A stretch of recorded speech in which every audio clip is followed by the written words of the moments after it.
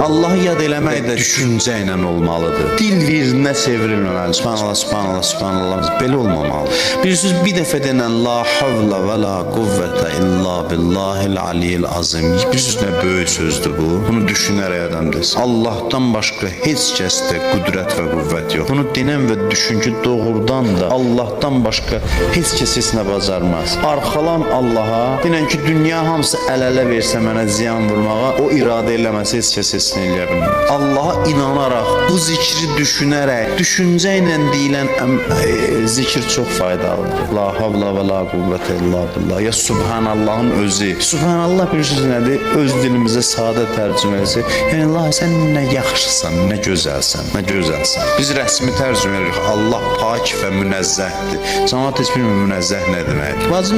Vacib deyil hər bir mövzuda hər şeyi rəsmi tərcümə eləyək. Yəni birinə desən, ay Allah sən nə qəşəngsən. Və budur Subhanallahın mənası. Əsl mənası, həqiqəti budur.